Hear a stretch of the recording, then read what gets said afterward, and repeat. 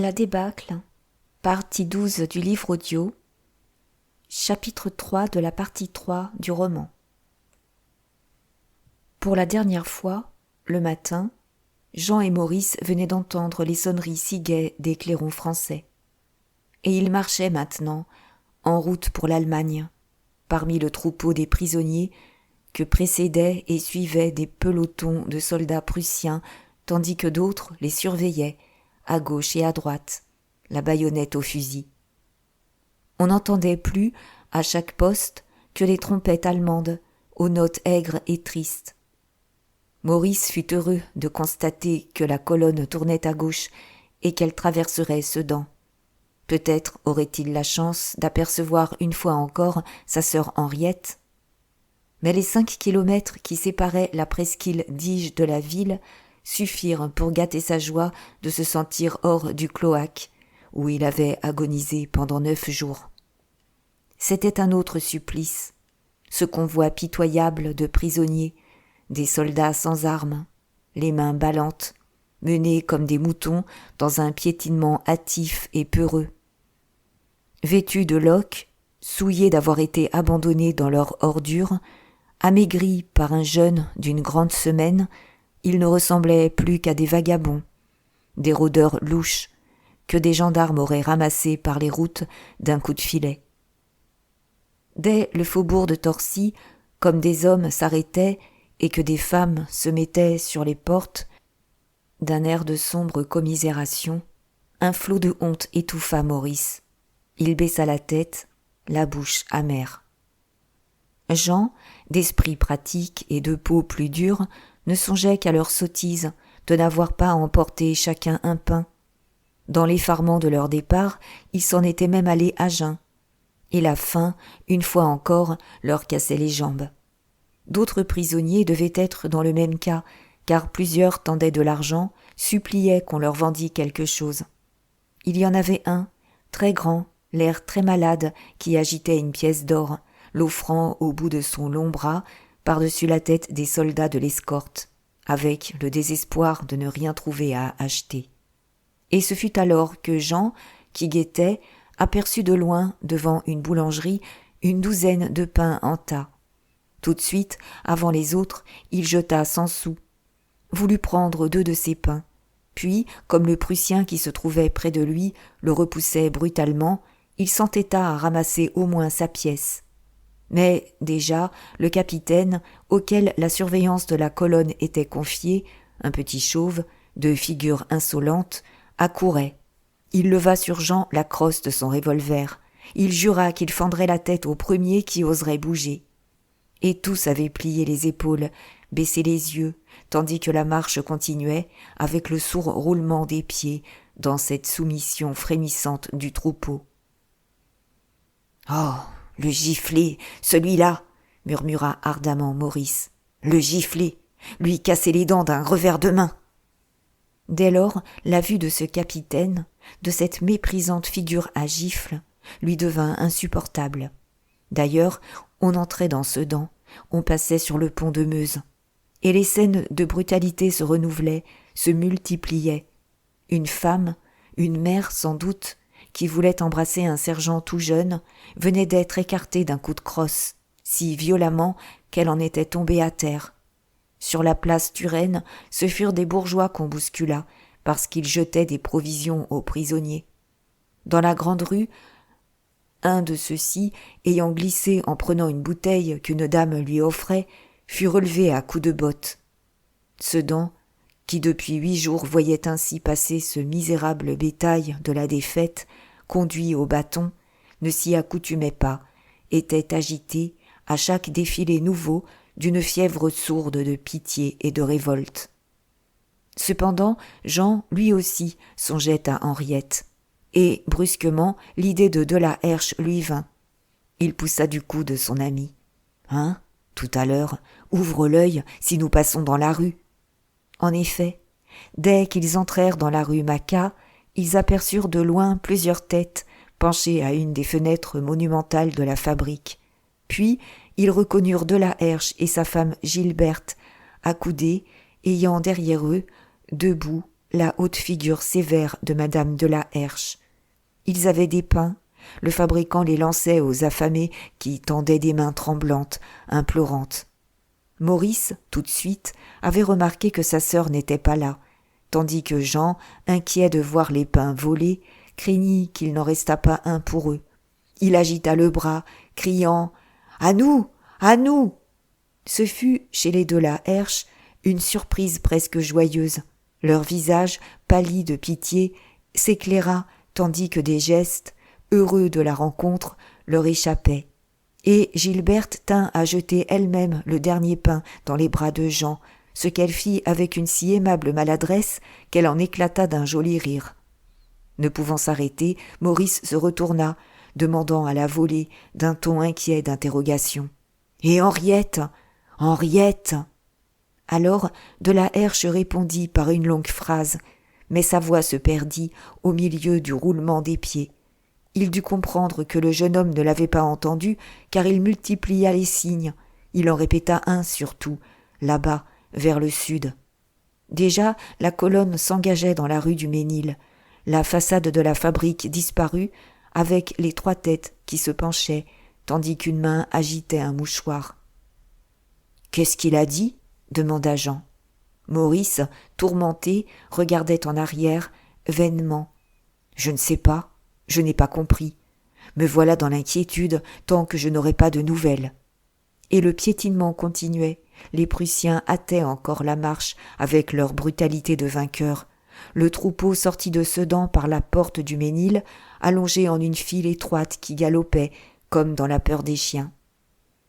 Lorsqu'ils traversèrent Bazeilles, Jean et Maurice songèrent à Weiss, cherchèrent les cendres de la petite maison, si vaillamment défendue. On leur avait conté, au camp de la misère, la dévastation du village, les incendies, les massacres. Et ce qu'ils voyaient dépassait les abominations rêvées. Après 12 jours, l'état de décombres fumait encore. Des murs croulants s'étaient abattus, il ne restait pas 10 maisons intactes. Mais ce qui les consola un peu, ce fut de rencontrer des brouettes, des charrettes pleines de casques et de fusils bavarois, ramassés après la lutte. Cette preuve qu'on en avait tué beaucoup, de ces égorgeurs et de ces incendiaires, les soulageait. C'était à Douzy que devait avoir lieu la grande halte, pour permettre aux hommes de déjeuner. On n'y arriva point sans souffrance. Très vite, les prisonniers se fatiguaient, épuisés par leur jeûne. Ceux qui, la veille, s'étaient gorgés de nourriture, avaient des vertiges, alourdis, les jambes cassées.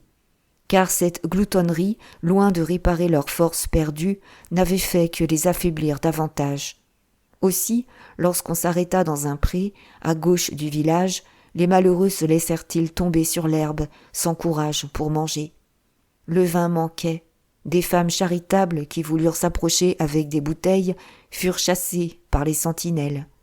Une d'elles, prise de peur, tomba, se démit le pied, et il y eut des cris, des larmes, toute une scène révoltante, pendant que les Prussiens, qui avaient confisqué les bouteilles, les buvaient. Cette tendresse pitoyable des paysans pour les pauvres soldats emmenés en captivité se manifestait ainsi à chaque pas, tandis qu'on les disait d'une rudesse farouche envers les généraux. À Douzy même, quelques jours auparavant, les habitants avaient hué un convoi de généraux qui se rendait, sur parole, à Pont-à-Mousson. Les routes n'étaient pas sûres pour les officiers. Des hommes en blouse, des soldats évadés, des déserteurs peut-être, sautaient sur eux avec des fourches, voulaient les massacrer, ainsi que des lâches et des vendus, dans cette légende de la trahison qui, 20 ans plus tard, devait encore vouer à l'exécration de ces campagnes tous les chefs ayant porté l'épaulette. Maurice et Jean mangèrent la moitié de leur pain, qu'ils eurent la chance d'arroser de quelques gorgées d'eau-de-vie, un brave fermier étant parvenu à emplir leurs gourdes. Mais, ce qui fut terrible ensuite, ce fut de se remettre en route. On devait coucher à Mouzon, et bien que l'étape se trouvât courte, l'effort à faire paraissait excessif. Les hommes ne purent se relever sans crier, tellement leurs membres là se raidissaient au moindre repos. Beaucoup, dont les pieds saignaient, se déchaussèrent pour continuer la marche. La dysenterie les ravageait toujours. Il en tomba un, dès le premier kilomètre, qu'on dut pousser contre un talus. 2 autres, plus loin, s'affaissèrent au pied d'une haie où une vieille femme ne les ramassa que le soir. Tous chancelaient, en s'appuyant sur des cannes, que les Prussiens, par dérision peut-être, leur avaient permis de couper, à la lisière d'un petit bois. Ce n'était plus qu'une débandade de gueux, couverts de plaies, hâves et sans souffle. Et les violences se renouvelaient. Ceux qui s'écartaient, même pour quelques besoins naturels, étaient ramenés à coups de bâton. À la queue, le peloton formant l'escorte avait l'ordre de pousser les traînards, la baïonnette dans les reins. Un sergent ayant refusé d'aller plus loin, le capitaine commanda à 2 hommes de le prendre sous les bras, de le traîner, jusqu'à ce que le misérable consentît à marcher de nouveau. Et c'était surtout le supplice, cette figure à gifles, ce petit officier chauve qui abusait de ce qu'il parlait très correctement le français pour injurier les prisonniers dans leur langue, en phrases sèches et cinglantes comme des coups de cravache. « Oh !» répétait rageusement Maurice, « le tenir, celui-là, et lui tirer tout son sang, goutte à goutte !» Il était à bout de force, plus malade encore de colère rentrée que d'épuisement. Tout l'exaspérait, jusqu'à ces sonneries aigres des trompettes prussiennes qui l'auraient fait hurler comme une bête dans l'énervement de sa chair. Jamais il n'arriverait à la fin du cruel voyage sans se faire casser la tête. Déjà, lorsqu'on traversait le moindre des hameaux, il souffrait affreusement en voyant les femmes qui le regardaient d'un air de grande pitié. Que serait-ce, quand on entrerait en Allemagne, que les populations des villes se bousculeraient pour l'accueillir, au passage, d'un rire insultant ? Et il évoquait les wagons à bestiaux où l'on allait les entasser, les dégoûts et les tortures de la route, la triste existence des forteresses sous le ciel d'hiver chargé de neige. Non, non, plutôt la mort tout de suite, plutôt risquer de laisser sa peau au détour d'un chemin sur la terre de France que de pourrir là-bas, au fond d'une casemate noire, pendant des mois peut-être. « Écoute, dit-il tout bas à Jean, qui marchait près de lui. Nous allons attendre de passer le long d'un bois, et d'un saut nous filerons parmi les arbres. La frontière belge n'est pas loin. Nous trouverons bien quelqu'un pour nous y conduire. » Jean eut un frémissement, d'esprit plus net et plus froid, malgré la révolte qui finissait par le faire rêver aussi d'évasion. « Es-tu fou ? Ils tireront, nous y resterons tous les 2. » Mais d'un geste, Maurice disait qu'il y avait des chances pour qu'on les manquât, et puis, après tout, que, s'ils y restaient, ce serait tant pis. « Bon, » continua Jean, « mais qu'est-ce que nous deviendrons, ensuite, avec nos uniformes ? Tu vois bien que la campagne est pleine de postes prussiens. Il faudrait au moins d'autres vêtements. C'est trop dangereux, mon petit. Jamais je ne te laisserai faire une pareille folie. » Et il dut le retenir. Il lui avait pris le bras, il le serrait contre lui, comme s'ils se fussent soutenus mutuellement pendant qu'il continuait à le calmer de son air bourru et tendre. Derrière leur dos, à ce moment, des voix chuchotantes leur firent tourner la tête. C'étaient Chouteau et Loubet, partis le matin, en même temps qu'eux, de la presqu'île d'Ige, et qu'ils avaient évité jusque-là. Maintenant, les 2 gaillards marchaient sur leurs talons. Chouteau devait avoir entendu les paroles de Maurice, son plan de fuite au travers d'un taillis, car il le reprenait pour son compte. Il murmurait dans leur cou. « Dites donc, nous en sommes. C'est une riche idée de foutre le camp. Déjà des camarades sont partis. Nous n'allons bien sûr pas nous laisser traîner comme des chiens jusque dans le pays à ces cochons. Hein ? À nous 4. Ça va-t-il de prendre un courant d'air ?» Maurice s'enfiévrait de nouveau, et Jean dut se retourner pour dire au tentateur. « Si tu es pressé, cours devant. Qu'est-ce que tu espères donc ?» Devant le clair regard du caporal, Chouteau se troubla un peu. Il lâcha la raison vraie de son insistance. « Dame, si nous sommes 4, ça sera plus commode. Il y en aura toujours bien 1 ou 2 qui passeront. » Alors, d'un signe énergique de la tête, Jean refusa tout à fait. Il se méfiait du monsieur, comme il disait, il craignait quelque traîtrise. Et il lui fallut employer toute son autorité sur Maurice pour l'empêcher de céder, car une occasion se présentait justement. On longeait un petit bois très touffu, qu'un champ obstrué de broussailles séparait seul de la route. Traverser ce champ au galop, disparaître dans le fourré, n'était-ce pas le salut? Jusque-là, Loubet n'avait rien dit. Son nez inquiet flairait le vent, ses yeux vifs de garçon adroit guettaient la minute favorable dans sa résolution bien arrêtée de ne pas aller moisir en Allemagne. Il devait se fier à ses jambes et à sa malignité, qu'il avait toujours tirées d'affaire. Et, brusquement, il se décida. « Ah, zut, j'en ai assez, je file !» D'un bond, il s'était jeté dans le champ voisin lorsque Chouteau l'imita, galopant à son côté. Tout de suite, 2 Prussiens de l'escorte se mirent à leur poursuite, sans qu'aucun autre songeât à les arrêter d'une balle. Et la scène fut si brève qu'on ne put d'abord s'en rendre compte. Loubet, faisant des crochets parmi les broussailles, allait s'échapper sûrement, tandis que Chouteau, moins agile, était déjà sur le point d'être pris. Mais, d'un suprême effort, celui-ci regagna du terrain, se jeta entre les jambes du camarade qu'il culbuta, et, pendant que les 2 Prussiens se précipitaient sur l'homme à terre pour le maintenir, l'autre sauta dans le bois, disparut. Quelques coups de feu partirent, on se souvenait des fusils. Il y eut même, parmi les arbres, une tentative de battue, inutile. À terre, cependant, les 2 hommes assommaient Loubet. Hors de lui, le capitaine s'était précipité, parlant de faire un exemple. Et, devant cet encouragement, les coups de pied, les coups de crosse continuaient de pleuvoir, si bien que, lorsqu'on releva le malheureux, il avait un bras cassé et la tête fendue. Il expira, avant d'arriver à Mouzon, dans la petite charrette d'un paysan qui avait bien voulu le prendre. « Tu vois » se contenta de murmurer Jean à l'oreille de Maurice. D'un regard là-bas, vers le bois impénétrable, tous 2 disaient leur colère contre le bandit qui galopait, libre maintenant, tandis qu'il finissait par se sentir plein de pitié pour le pauvre diable, sa victime, un fricoteur qui ne valait sûrement pas cher, mais tout de même un garçon gai, débrouillard et pas bête. Voilà comment il se faisait que, si malin qu'on fût, on se laissait tout de même manger un jour. À Mouzon, malgré cette leçon terrible, Maurice fut de nouveau hanté par son idée fixe de fuir. On était arrivé dans un tel état de lassitude que les Prussiens durent aider les prisonniers pour dresser les quelques tentes mises à leur disposition. Le campement se trouvait près de la ville, dans un terrain bas et marécageux, et le pis était qu'un autre convoi y ayant campé la veille, le sol disparaissait sous l'ordure, un véritable cloaque d'une saleté immonde. Il fallut pour se protéger étaler à terre de larges pierres plates, qu'on eut la chance de découvrir près de là.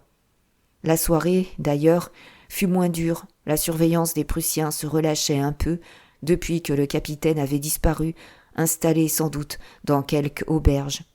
D'abord, les sentinelles tolérèrent que des enfants jetassent aux prisonniers des fruits, des pommes et des poires par-dessus leurs têtes.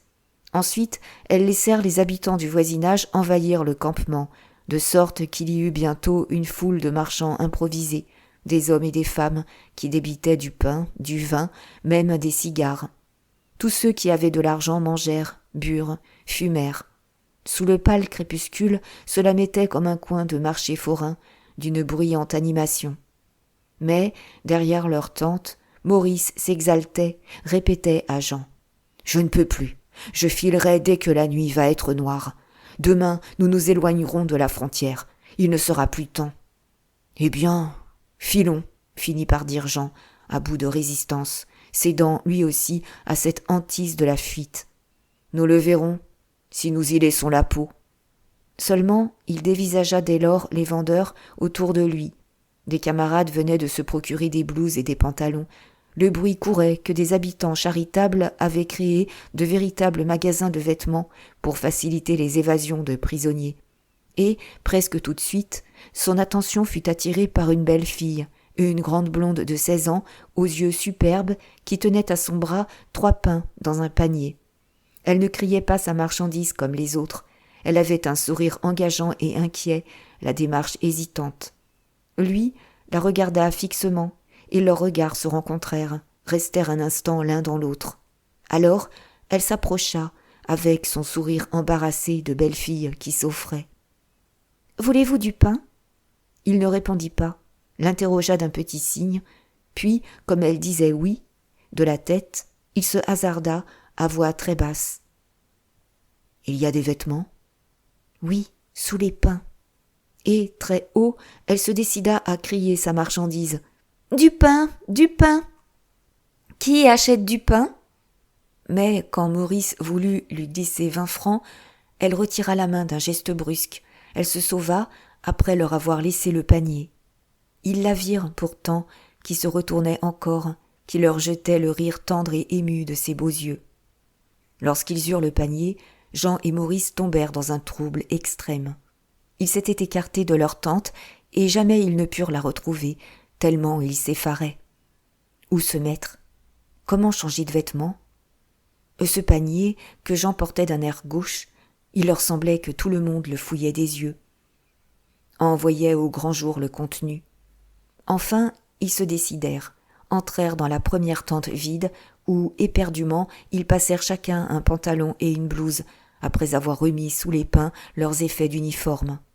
Et ils abandonnèrent le tout, mais ils n'avaient trouvé qu'une casquette de laine dont Jean avait forcé Maurice à se coiffer. Lui, nu-tête, exagérant le péril, se croyait perdu. Aussi s'attardait-il, en quête d'une coiffure quelconque, lorsque l'idée lui vint d'acheter son chapeau à un vieil homme très sale qui vendait des cigares. « À 3 sous pièce, à 5 sous les 2, les cigares de Bruxelles. » Depuis la bataille de Sedan, il n'y avait plus de douane, tout le flot belge entrait librement. Et le vieil homme en guenilles venait de réaliser de très beaux bénéfices, ce qui ne l'empêcha pas d'avoir de grosses prétentions, lorsqu'il eut compris pourquoi l'on voulait acheter son chapeau, un feutre graisseux troué de part en part. Il ne le lâcha que contre 2 pièces de 100 sous, en geignant qu'il allait sûrement s'enrhumer. Jean, d'ailleurs, venait d'avoir une autre idée, celle de lui acheter aussi son fonds de magasin, les 3 douzaines de cigares qu'il promenait encore. Et, sans attendre, le chapeau enfoncé sur les yeux, il cria d'une voix traînante. « À 3 sous les 2 !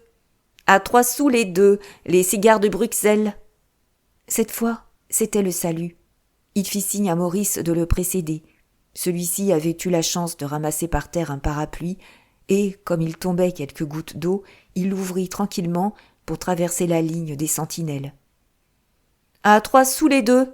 À 3 sous les 2 ! Les cigares de Bruxelles !» En quelques minutes, Jean fut débarrassé de sa marchandise. On se pressait, on riait. En voilà donc un qui était raisonnable, qui ne volait pas le pauvre monde. Attirés par le bon marché, des Prussiens s'approchèrent aussi, et il dut faire du commerce avec eux. Il avait manœuvré de façon à franchir l'enceinte gardée.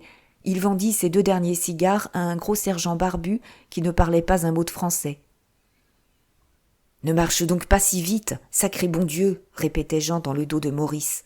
« Tu vas nous faire reprendre. » Leurs jambes, malgré eux, les emportaient. Il leur fallut un effort immense pour s'arrêter un instant à l'angle de 2 routes, parmi des groupes qui stationnaient devant une auberge. Des bourgeois causaient là, l'air paisible, avec des soldats allemands. Et ils affectèrent d'écouter, ils risquèrent même quelques mots sur la pluie qui pourrait bien se remettre à tomber toute la nuit. Un homme, un monsieur gras, qui les regardait avec persistance, les faisait trembler. Puis, comme ils souriaient d'un air très bon, ils se risquèrent tout bas. « Monsieur, le chemin pour aller en Belgique est-il gardé ?»« Oui, mais traversez d'abord ce bois, puis prenez à gauche à travers champs. » Dans le bois, dans le grand silence noir des arbres immobiles, quand ils n'entendirent plus rien, que plus rien ne remua et qu'ils se crurent sauvés, une émotion extraordinaire les jeta aux bras l'un de l'autre. Maurice pleurait à gros sanglots, tandis que des larmes lentes ruisselaient sur les joues de Jean. C'était la détente de leurs longs tourments, la joie de se dire que la douleur allait peut-être avoir pitié d'eux, et ils se serraient d'une étreinte éperdue dans la fraternité de tout ce qu'ils venaient de souffrir ensemble. Et le baiser qu'ils échangèrent alors leur parut le plus doux et le plus fort de leur vie, un baiser tel qu'ils n'en recevraient jamais d'une femme, l'immortelle amitié, l'absolue certitude que leurs 2 cœurs n'en faisaient plus qu'un, pour toujours. « Mon petit, reprit Jean d'une voix tremblante, quand ils se furent dégagés. « C'est déjà très bon d'être ici, mais nous ne sommes pas au bout. Faudrait s'orienter un peu. » Maurice, bien qu'il ne connût pas ce point de la frontière, jura qu'il suffisait de marcher devant soi. Tous deux, alors, l'un derrière l'autre, se glissèrent, filèrent avec précaution jusqu'à la lisière des taillis. Là, se rappelant l'indication du bourgeois obligeant, ils voulurent tourner à gauche pour couper à travers des chaumes. Mais, comme ils rencontraient une route, bordée de peupliers, ils aperçurent le feu d'un poste prussien qui barrait le passage. La baïonnette d'une sentinelle luisait, des soldats achevaient leur soupe en causant. Et ils rebroussèrent chemin, se rejetèrent au fond du bois avec la terreur d'être poursuivis. Ils croyaient entendre des voix, des pas.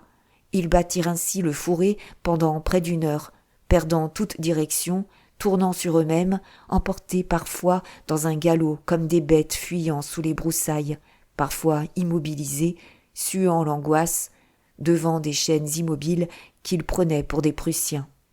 Enfin, ils débouchèrent de nouveau sur le chemin bordé de peupliers, à 10 pas de la sentinelle, près des soldats, en train de se chauffer tranquillement.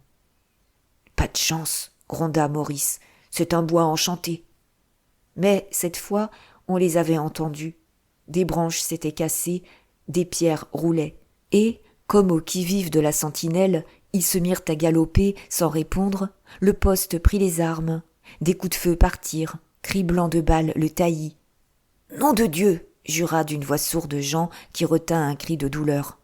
Il venait de recevoir dans le mollet gauche un coup de fouet, dont la violence l'avait culbuté contre un arbre. « Touché ?» demanda Maurice, anxieux. « Oui, à la jambe. C'est foutu. » Tous deux écoutaient encore, haletants, avec l'épouvante d'entendre un tumulte de poursuites sur leurs talons. Mais les coups de feu avaient cessé, et rien ne bougeait plus dans le grand silence frissonnant qui retombait. Le poste, évidemment, ne se souciait pas de s'engager parmi les arbres. Jean, qui s'efforçait de se remettre debout, étouffa une plainte, et Maurice le soutint. « Tu ne peux plus marcher ?»« Je crois bien que non. » Une colère l'envahit, lui si calme.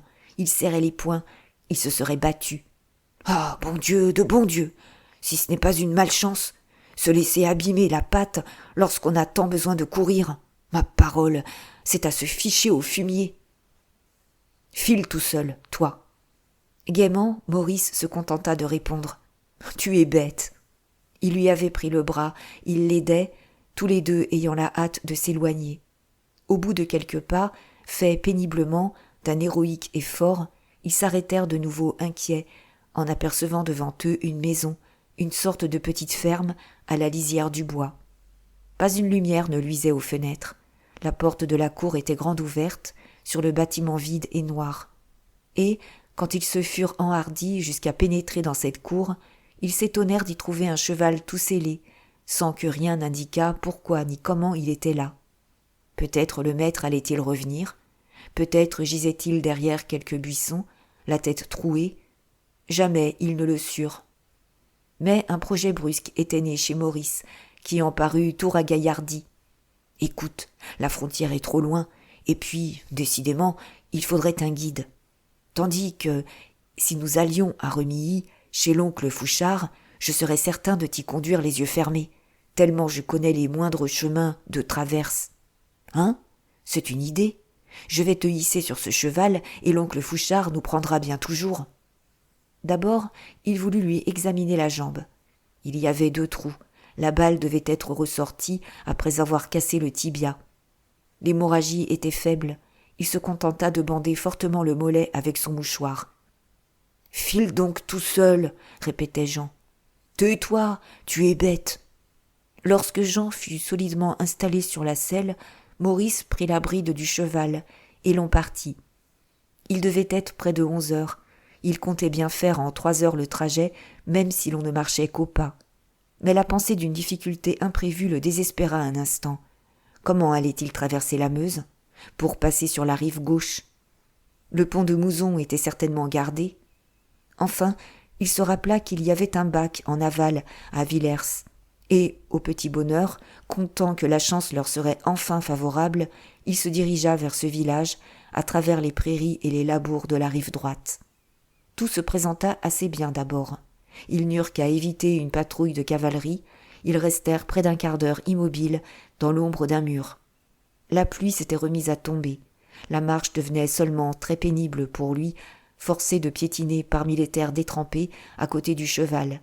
Heureusement, un brave homme de cheval, fort docile. À Villers, la chance fut en effet pour eux. Le bac, qui venait justement, à cette heure de nuit, de passer un officier bavarois, put les prendre tout de suite, les déposer sur l'autre rive sans encombre. Et les dangers, les fatigues terribles ne commencèrent qu'au village, où ils faillirent rester entre les mains des sentinelles, échelonnés tout le long de la route de Remilly. De nouveau, ils se rejetèrent dans les champs, au hasard des petits chemins creux, des sentiers étroits, à peine frayés. Les moindres obstacles les obligeaient à des détours énormes. Ils franchissaient les haies et les fossés, s'ouvraient un passage au cœur des taillis impénétrables. Jean, pris par la fièvre, sous la pluie fine, s'était affaissé en travers de la selle, à moitié évanoui, cramponné des deux mains à la crinière du cheval, tandis que Maurice, qui avait passé la bride dans son bras droit, devait lui soutenir les jambes pour qu'il ne glissât pas. Pendant plus d'une lieue, pendant près de 2 heures encore, cette marche épuisante s'éternisa, au milieu des chaos, des glissements brusques, des pertes d'équilibre, dans lesquels, à chaque instant, la bête et les 2 hommes manquaient de s'effondrer. Il n'était plus qu'un convoi d'extrême misère, couvert de boue, le cheval tremblant sur les pieds. L'homme qu'il portait inerte, comme expiré dans un dernier hoquet, l'autre, éperdu, hagard, allant toujours, par l'unique effort de sa charité fraternelle. Le jour se levait. Il pouvait être 5 heures lorsqu'ils arrivèrent enfin à Remilly. Dans la cour de sa petite ferme, qui dominait le village au sortir du défilé d'Haraucourt, le père Fouchard chargeait sa carriole de 2 moutons tués la veille. La vue de son neveu, dans un si triste équipage, le bouscula à un tel point qu'il s'écria brutalement après les premières explications. « Que je vous garde, toi et ton ami, pour avoir des histoires avec les Prussiens ? Ah non, par exemple, j'aimerais mieux crever tout de suite. » Pourtant, il n'osa empêcher Maurice et Prosper de descendre Jean de cheval et de l'allonger sur la grande table de la cuisine. Sylvine courut chercher son propre traversin qu'elle glissa sous la tête du blessé, toujours évanoui. Mais le vieux grondait, exaspéré de voir cet homme sur sa table, disant qu'il y était fort mal, demandant pourquoi on ne le portait pas tout de suite à l'ambulance, puisqu'on avait la chance d'avoir une ambulance à Remilly, près de l'église, dans l'ancienne maison d'école, un reste de couvent, où se trouvait une grande salle très commode. « À l'ambulance !» se récria Maurice à son tour, « pour que les Prussiens l'envoient en Allemagne, après sa guérison, puisque tout blessé leur appartient. Est-ce que vous vous fichez de moi, l'oncle ? Je n'ai pas amené jusqu'ici pour le leur rendre. » Les choses se gâtaient. L'oncle parlait de les flanquer à la porte, lorsque le nom d'Henriette fut prononcé. « Comment, Henriette ?» demanda le jeune homme. Et il finit par savoir que sa sœur était à Remilly depuis l'avant-veille, si mortellement triste de son deuil que le séjour de Sedan, où elle avait vécu heureuse, lui était devenu intolérable. Une rencontre avec le docteur Dalichamp de Raucourt, qu'elle connaissait, l'avait décidée à venir s'installer chez le père Fouchard dans une petite chambre, pour se donner tout entière aux blessés de l'ambulance voisine. Cela seul, disait-elle, la distrairait. Elle payait sa pension. Elle était, à la ferme, la source de 1000 douceurs qui la faisaient regarder par le vieux d'un œil de complaisance. Quand il gagnait, c'était toujours beau. « Ah, ma sœur est ici !» répétait Maurice. « C'est donc ça que M. de la Herche voulait me dire, avec son grand geste que je ne comprenais pas. Eh bien, si elle est ici, ça va tout seul, nous restons. » Tout de suite, il voulut aller lui-même, malgré sa fatigue, la chercher à l'ambulance, où elle avait passé la nuit. Tandis que l'oncle se fâchait maintenant de ne pouvoir filer avec sa carriole et ses 2 moutons pour son commerce de boucher ambulant au travers des villages, tant que cette sacrée affaire de blessé qui lui tombait sur les bras ne serait pas finie. Lorsque Maurice ramena Henriette, ils surprirent le père Fouchard en train d'examiner soigneusement le cheval que Prosper venait de conduire à l'écurie. Une bête fatiguée, mais diablement solide, et qui lui plaisait. En riant, le jeune homme dit qu'il lui en faisait cadeau. Henriette, de son côté, le prit à part, lui expliqua que Jean payerait, qu'elle-même se chargeait de lui, qu'elle le soignerait dans la petite chambre derrière l'étable, où certes pas un Prussien n'irait le chercher. Et le père Fouchard, maussade, mal convaincu encore qu'il trouverait, au fond de tout ça, un vrai bénéfice, finit cependant par monter dans sa carriole et par s'en aller, en la laissant libre d'agir à sa guise. Alors, en quelques minutes, aidée de Sylvine et de Prosper, Henriette organisa la chambre, y fit porter Jean, que l'on coucha dans un lit tout frais, sans qu'il donnât d'autres signes de vie que des balbutiements vagues. Il ouvrait les yeux, regardait, ne semblait voir personne. Maurice achevait de boire un verre de vin et de manger un reste de viande, tout d'un coup anéanti, dans la détente de sa fatigue, lorsque le docteur Dalichamp arriva, comme tous les matins, pour sa visite à l'ambulance. Et le jeune homme trouva encore la force de le suivre, avec sa sœur, au chevet du blessé, anxieux de savoir. Le docteur était un homme court, à la grosse tête ronde, dont le collier de barbe et les cheveux grisonnaient. Son visage coloré s'était durci, pareil à ceux des paysans, dans sa continuelle vie au grand air, toujours en marche pour le soulagement de quelque souffrance. Tandis que ses yeux vifs, son nez têtu, ses lèvres bonnes disaient son existence entière de brave homme charitable, un peu braque parfois, médecin sans génie, dont une longue pratique avait fait un excellent guérisseur. Lorsqu'il eut examiné Jean, toujours assoupi, il murmura « Je crains bien que l'amputation ne devienne nécessaire. » Ce fut un chagrin pour Maurice et Henriette. Pourtant, il ajouta « Peut-être pourra-t-on lui conserver sa jambe, mais il faudra de grands soins, et ce sera très long.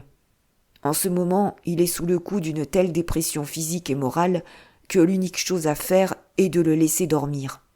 Nous verrons demain. » Puis, quand il l'eut pensé, il s'intéressa à Maurice, qu'il avait connu enfant autrefois. « Et vous, mon brave, vous seriez mieux dans un lit que sur cette chaise. » Comme s'il n'entendait pas, le jeune homme regardait fixement devant lui, les yeux perdus, dans l'ivresse de sa fatigue. Une fièvre remontait, une surexcitation nerveuse extraordinaire, toutes les souffrances, toutes les révoltes amassées depuis le commencement de la campagne. La vue de son ami agonisant, le sentiment de sa propre défaite, nu, sans armes, bon à rien, la pensée que tant d'héroïques efforts avaient abouti à une pareille détresse, le jetait dans un besoin frénétique de rébellion contre le destin.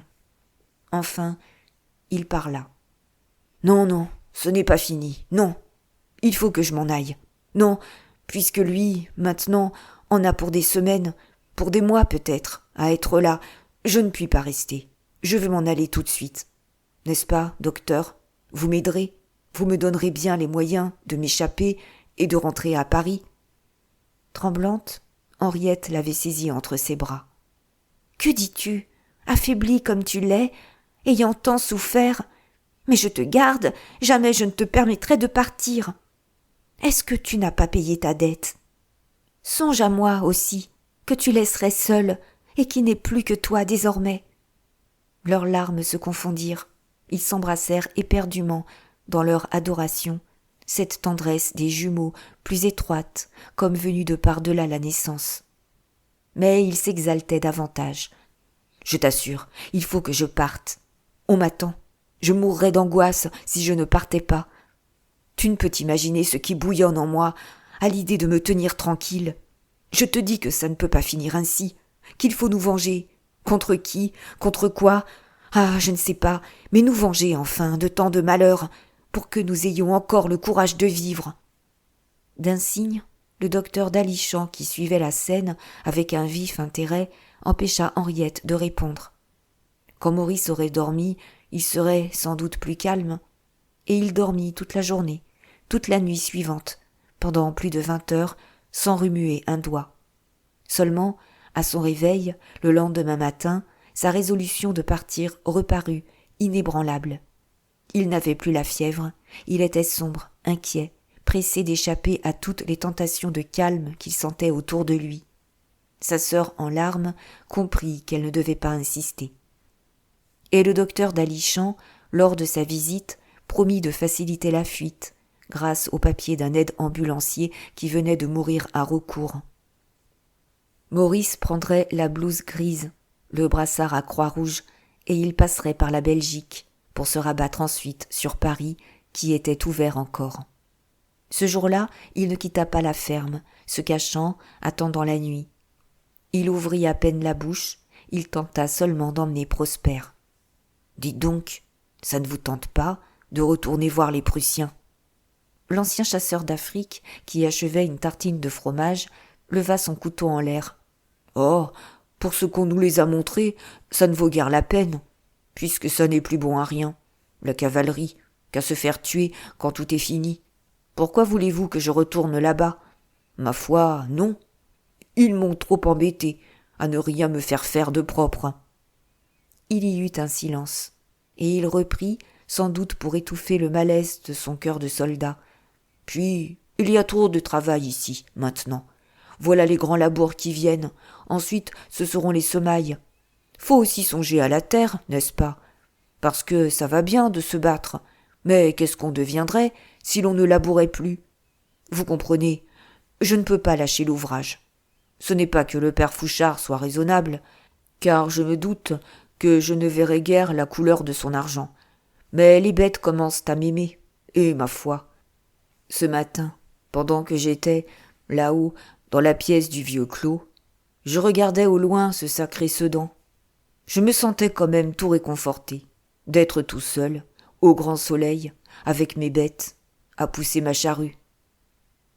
Dès la nuit tombée, le docteur Dalichamp fut là, avec son cabriolet.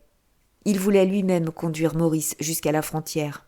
Le père Fouchard, content d'en voir filer au moins un, descendit faire le guet sur la route, pour être certain qu'aucune patrouille ne rôdait, tandis que Sylvine achevait de recoudre la vieille blouse d'ambulancier garnie sur la manche du brassard à croix rouge.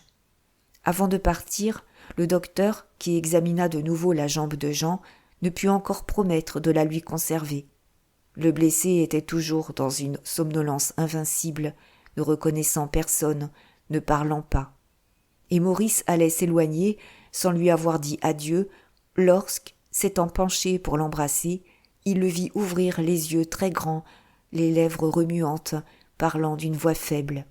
« Tu t'en vas ?» Puis, comme on s'étonnait, « Oui, je vous ai entendu, pendant que je ne pouvais pas bouger.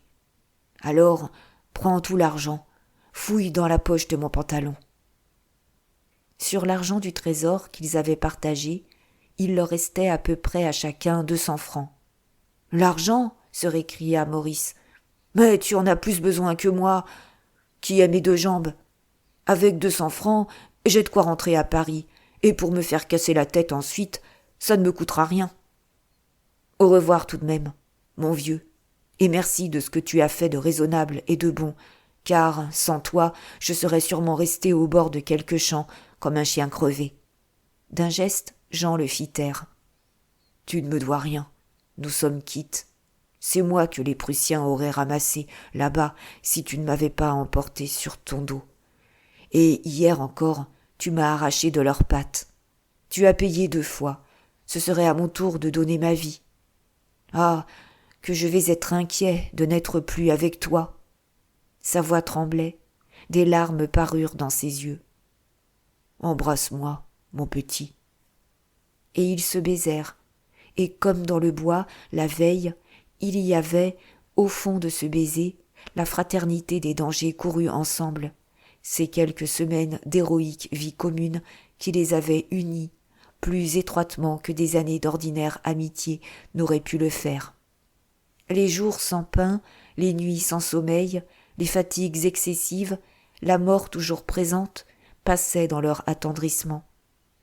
Est-ce que jamais 2 cœurs peuvent se reprendre quand le don de soi-même les a de la sorte fondus l'un dans l'autre ? Mais le baiser, échangé sous les ténèbres des arbres, était plein de l'espoir nouveau que la fuite leur ouvrait. tandis que ce baiser, à cette heure, restait frissonnant des angoisses de l'adieu. Se reverrait-on un jour? Et comment, dans quelles circonstances de douleur ou de joie? Déjà, le docteur Dalichamp, remonté dans son cabriolet, appelait Maurice. Celui-ci, de toute son âme, embrassa enfin sa sœur Henriette, qui le regardait avec des larmes silencieuses, très pâle sous ses noirs vêtements de veuve. « C'est mon frère que je te confie. Soigne-le bien, aime-le comme je l'aime. » Chapitre 4. La chambre était une grande pièce carrelée, badigeonnée simplement à la chaux, qui avait autrefois servi de fruitier. On y sentait encore la bonne odeur des pommes et des poires. Et pour tout meuble, il y avait là un lit de fer, une table de bois blanc et 2 chaises, sans compter une vieille armoire en noyer aux flancs immenses, où tenait tout un monde. Mais le calme y était d'une douceur profonde. On n'entendait que les bruits sourds de l'étable voisine, des coups affaiblis de sabots, des meuglements de bêtes. Par la fenêtre, tournée au midi, le clair soleil entrait. On voyait seulement un bout de coteau, un champ de blé que bordait un petit bois. Et cette chambre close, mystérieuse, était si bien cachée à tous les yeux que personne au monde ne pouvait en soupçonner là l'existence. Tout de suite, Henriette régla les choses. Il fut entendu que, pour éviter les soupçons, elle seule et le docteur pénétreraient auprès de Jean. Jamais Sylvine ne devait entrer, sans qu'elle l'appelât. De grand matin, le ménage était fait par les 2 femmes. Puis, la journée entière, la porte restait comme murée. La nuit, si le blessé avait eu besoin de quelqu'un, il n'aurait eu qu'à taper au mur, car la pièce occupée par Henriette était voisine. Et ce fut ainsi que Jean se trouva brusquement séparé du monde, après des semaines de cohue violente, ne voyant plus que cette jeune femme si douce, dont le pas léger ne faisait aucun bruit. Il la revoyait telle qu'il l'avait vue, là-bas, à Sedan, pour la première fois, pareille à une apparition, avec sa bouche un peu grande, ses traits menus, ses beaux cheveux d'avoine mûre, s'occupant de lui d'un air d'infinie bonté. Les premiers jours, la fièvre du blessé fut si intense qu'Henriette ne le quitta guère. Chaque matin, en passant, le docteur Dalichamp entrait, sous le prétexte de la prendre, pour se rendre avec elle à l'ambulance. Et il examinait Jean, le pansait. La balle, après avoir cassé le tibia, étant ressortie, il s'étonnait du mauvais aspect de la plaie. Il craignait que la présence d'une esquille, introuvable pourtant sous la sonde, ne l'obligeât à une resection de l'os. Il en avait causé avec Jean, mais celui-ci, à la pensée d'un raccourcissement de la jambe, qui l'aurait rendu boiteux, s'était révolté. Non, non, il préférait mourir que de rester infirme. Et le docteur, laissant la blessure en observation, se contentait donc de la panser avec de la charpie imbibée d'huile d'olive et d'acide phénique. Après avoir placé au fond de la plaie un drain, un tube de caoutchouc, pour l'écoulement du pus. Seulement, il avait averti que, s'il n'intervenait pas, la guérison pourrait être extrêmement longue. Dès la seconde semaine, cependant, la fièvre diminua, l'état devint meilleur, à la condition d'une immobilité complète. Et l'intimité de Jean et d'Henriette, alors, se trouva réglée. Des habitudes leur vinrent, il leur semblait qu'ils n'avaient jamais vécu autrement, qu'ils devaient toujours vivre ainsi. Elle passait avec lui toutes les heures qu'elle ne donnait pas à l'ambulance, veillait à ce qu'il bût, à ce qu'il mangeât régulièrement, l'aidait à se retourner, d'une force de poignet qu'on n'aurait pas soupçonnée dans ses bras minces.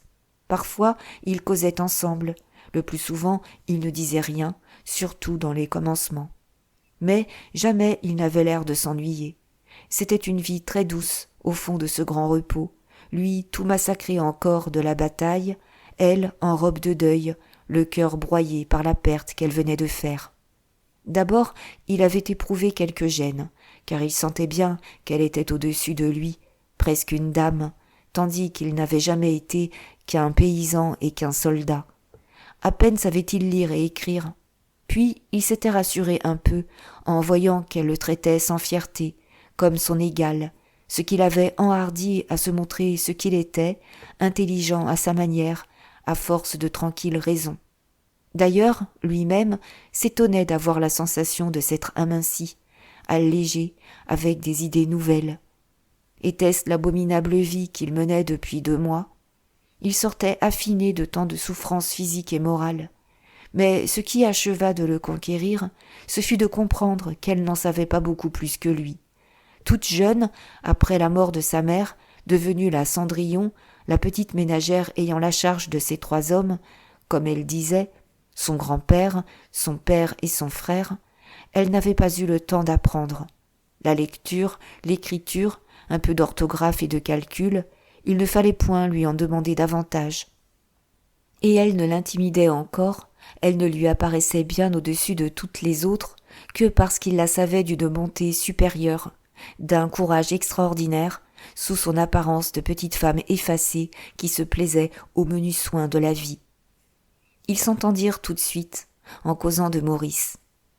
Si elle se dévouait ainsi, c'était pour l'ami, pour le frère de Maurice, le brave homme secourable envers qui elle payait à son tour une dette de son cœur.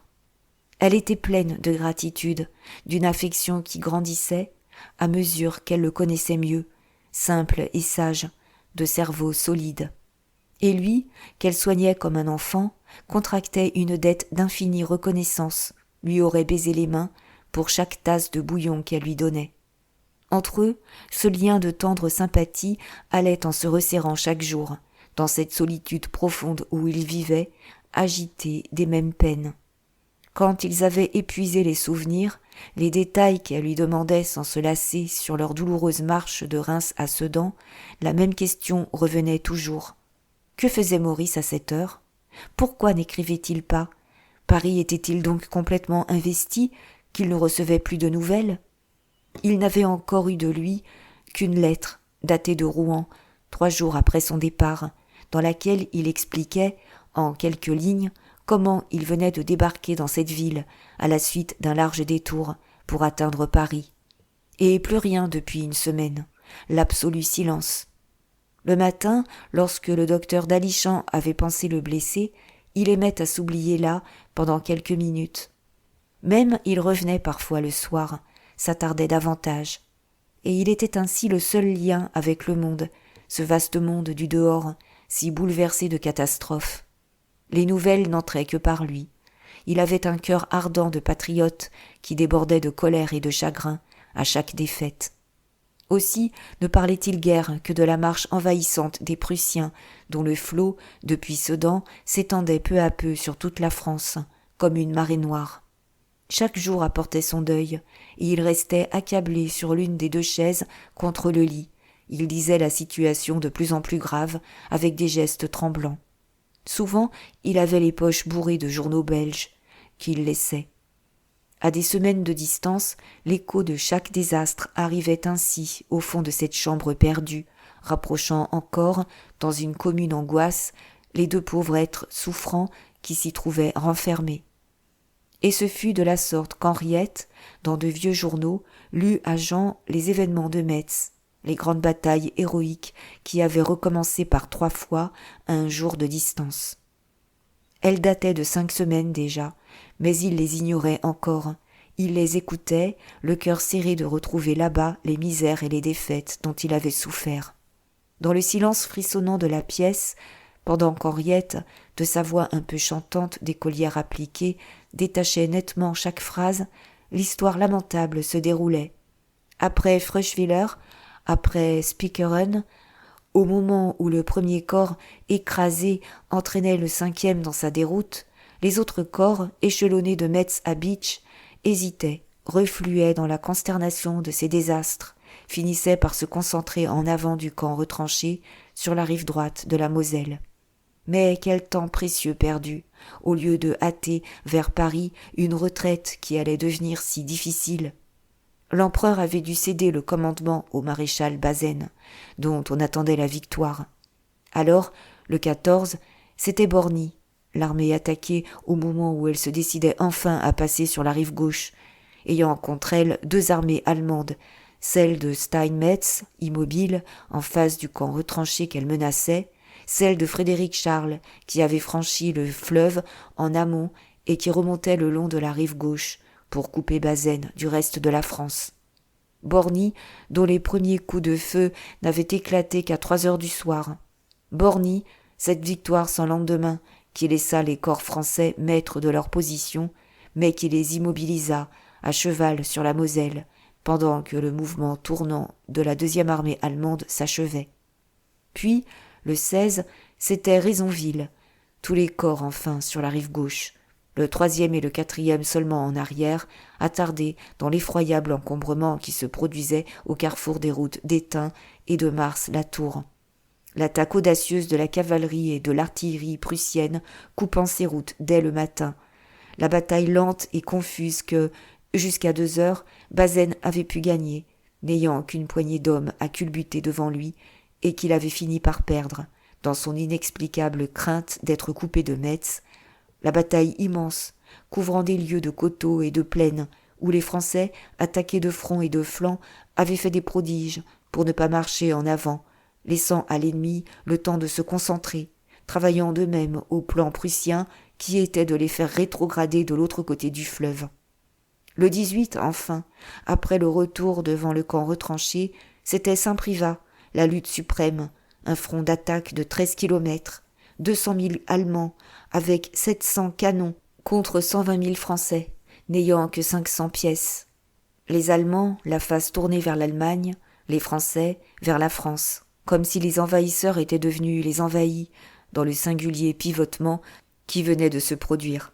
La plus effrayante mêlée à partir de 2 heures, la garde prussienne repoussée, hachée, Bazaine longtemps victorieux, fort de son aile gauche inébranlable, jusqu'au moment, vers le soir, où l'aile droite, plus faible, avait dû abandonner Saint-Privat au milieu d'un horrible carnage, entraînant avec elle toute l'armée, battue, rejetée sous Metz, enserrée désormais dans un cercle de fer.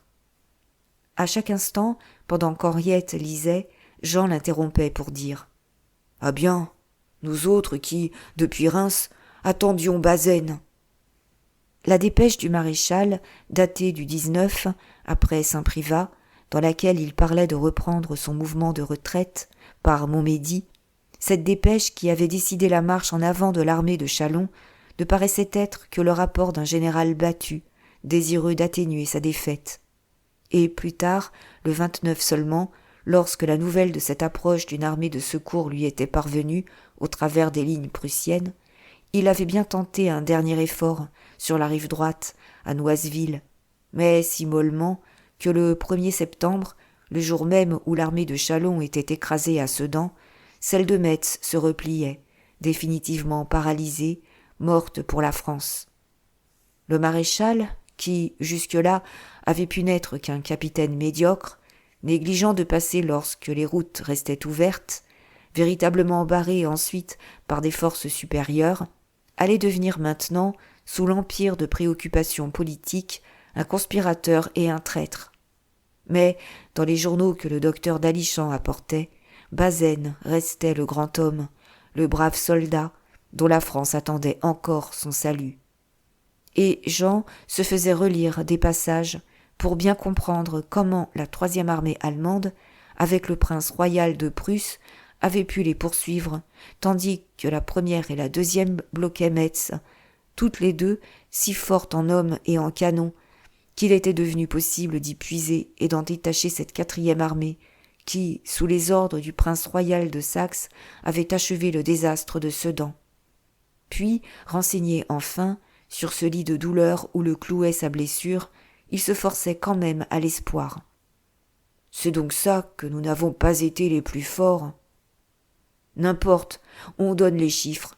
Bazaine a 150 000 hommes, 300 000 fusils, plus de 500 canons, et bien sûr qu'il leur ménage un sacré coup de sa façon. Henriette hochait la tête, se rangeait à son avis, pour ne pas l'assombrir davantage. Elle se perdait au milieu de ces vastes mouvements de troupes, mais elle sentait le malheur inévitable. Sa voix restait claire, elle aurait lu ainsi pendant des heures, simplement heureuse de l'amuser. Parfois, pourtant, à un récit de massacre, elle bégayait, les yeux emplis d'un brusque flot de larmes. Sans doute, elle venait de penser à son mari foudroyé là-bas, poussé du pied par l'officier bavarois contre le mur. « Si ça vous fait trop de peine, disait Jean surpris, il ne faut plus me lire les batailles. » Mais elle se remettait tout de suite, très douce et complaisante. « Non, non, pardonnez-moi, je vous assure que ça me fait plaisir aussi. » Un soir des premiers jours d'octobre, comme un vent furieux soufflait au dehors, elle revint de l'ambulance, elle entra dans la chambre, très émue, en disant « Une lettre de Maurice. C'est le docteur qui vient de me la remettre. » Chaque matin, tous deux s'étaient inquiétés davantage de ce que le jeune homme ne donnait aucun signe d'existence. Et surtout, depuis une grande semaine que le bruit courait du complet investissement de Paris, ils désespéraient de recevoir des nouvelles, anxieux, se demandant ce qu'il avait pu devenir après avoir quitté Rouen. Maintenant, ce silence leur était expliqué.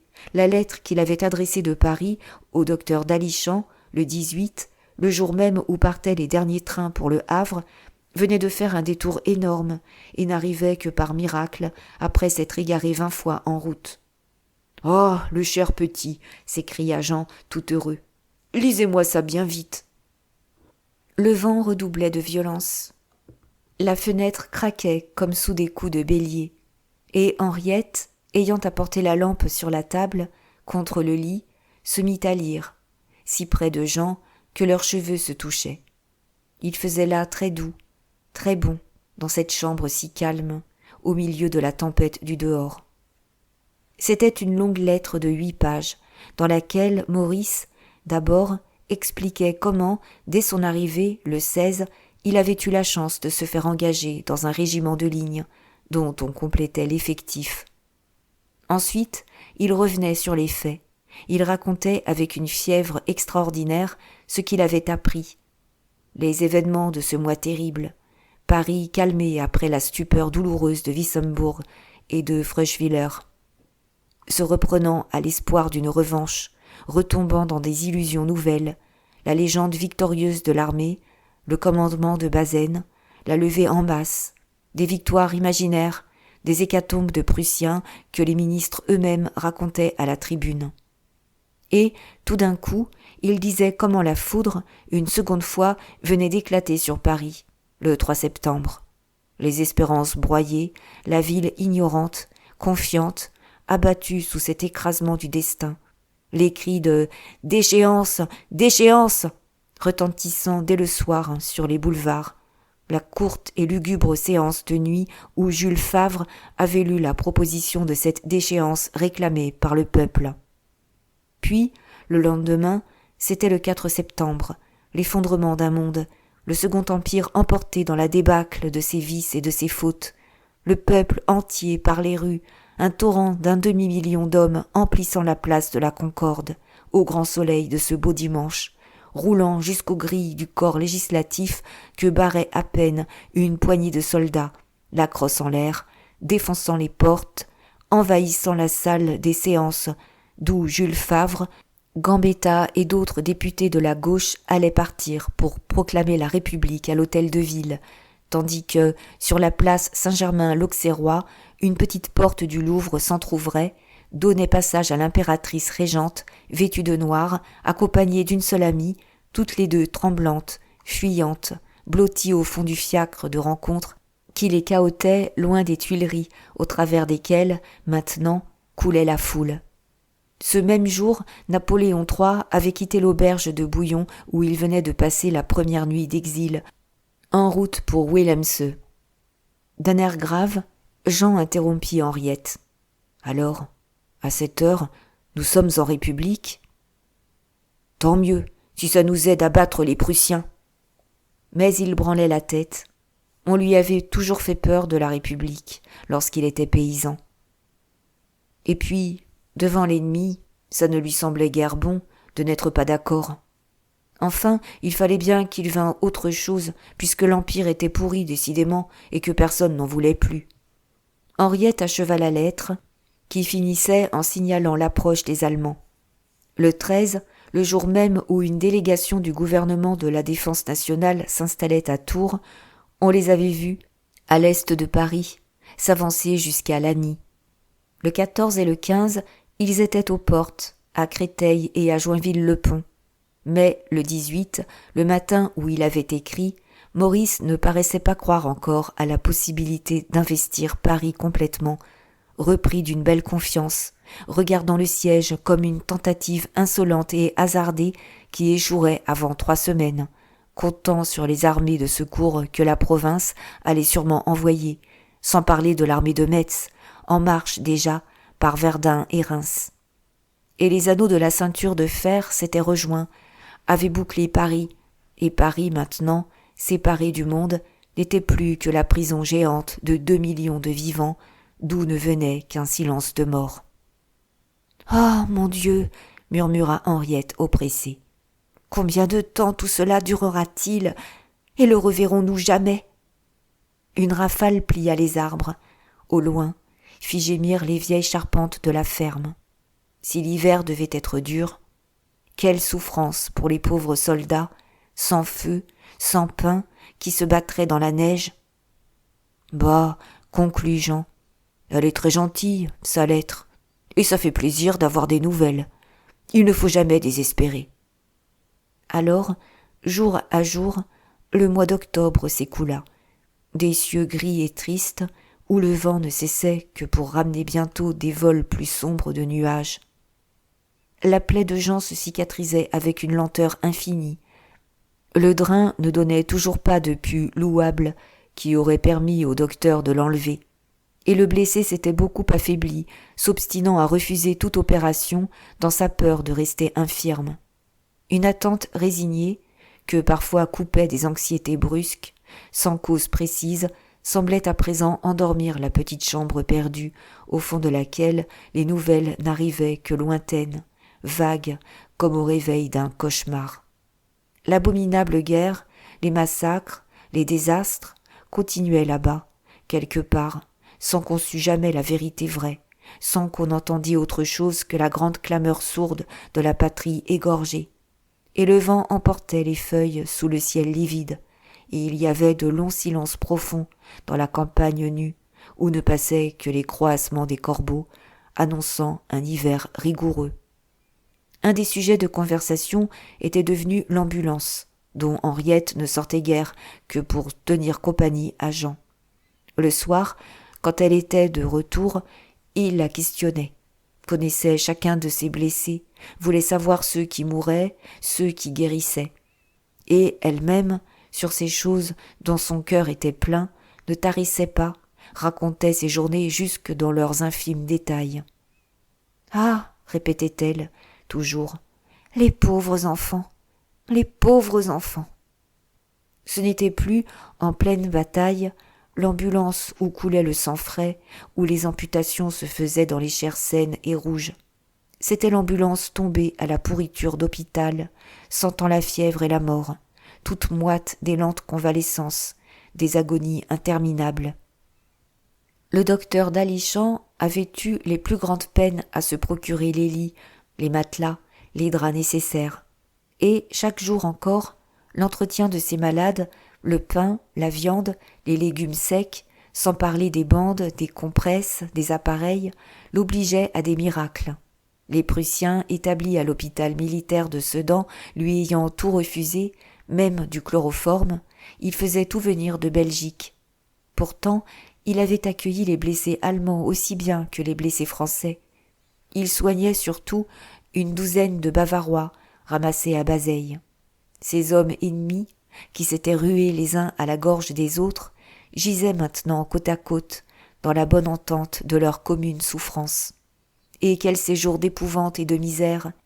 Ces 2 longues salles de l'ancienne école de Remilly, qui contenaient une 50aine de lits chacune, sous la grande clarté pâle des hautes fenêtres. 10 jours après la bataille, on avait encore amené des blessés, oubliés, retrouvés dans les coins. 4 étaient restés dans une maison vide de Ballan, sans aucun soin médical, vivant on ne savait comment, grâce à la charité de quelques voisins sans doute. Et leurs blessures fourmillaient de vers. Ils étaient morts, empoisonnés par ces plaies immondes. C'était cette purulence que rien ne pouvait combattre, qui soufflait et vidait des rangées de lits. Dès la porte, une odeur de nécrose prenait à la gorge. Les drains suppuraient, laissait tomber goutte à goutte le pus fétide. Souvent, il fallait rouvrir les chairs, en extraire encore des esquilles ignorées.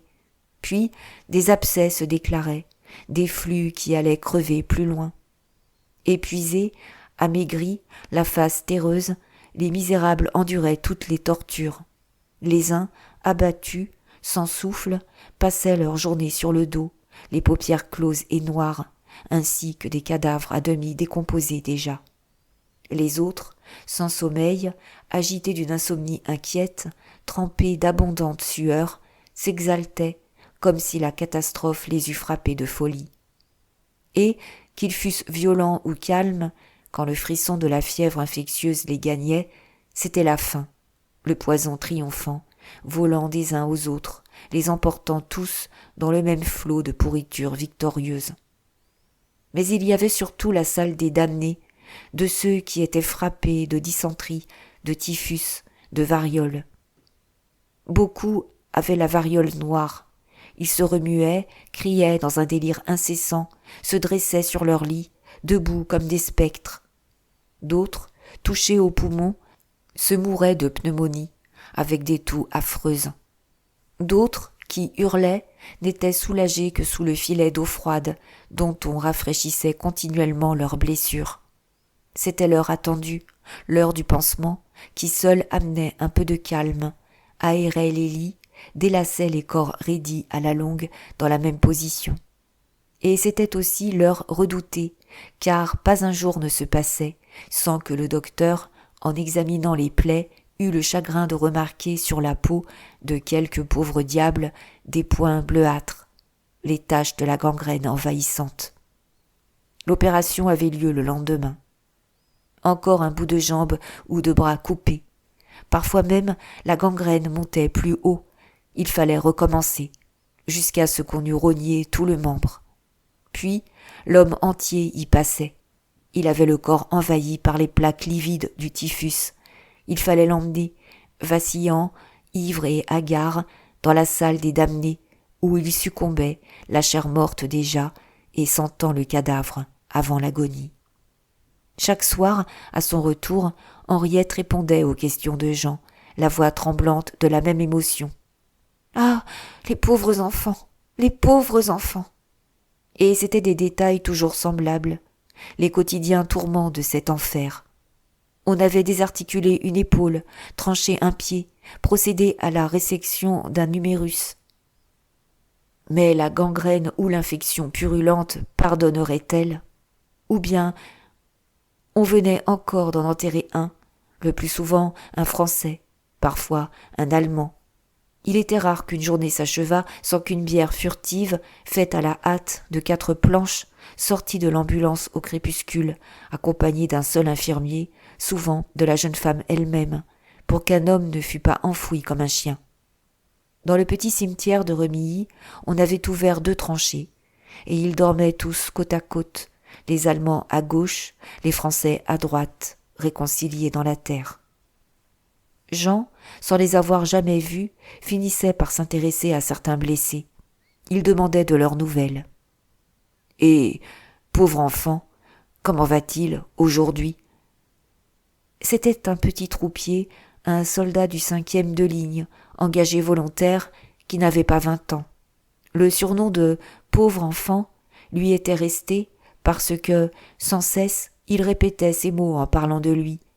Et comme un jour on lui en demandait la raison, il avait répondu que c'était sa mère qui l'appelait toujours ainsi.